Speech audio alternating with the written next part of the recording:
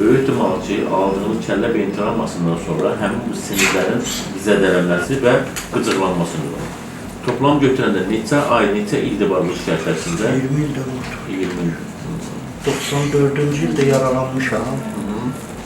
94-dən üzü verim. Mən başıma belə aşağı salmayanda elə beləsiz ki, buradan bir çəkişinə var. Bir ildir ki, lap ağır belə keçirir. Dərində qaşınma ola bilər, yanma ola bilər, elə bir dartılır nəsə. Qaşımaqdan yara eləmişim, buna məsələn.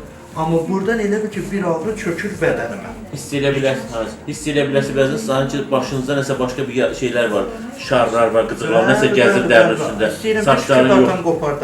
İstəyirəm dartan qopardan ki, sakitləşsin. Saçım belə qırtdırır. Yəni, bu var məndə. Bu hissəmdən elə bir ki, bıçaq soğumuşlar. Boyun arxasında olan ağrılar, bəli, osteoxondroza bağlıdır. Boyun fəqərələrinin, oynaqlarının kirəclənməsi.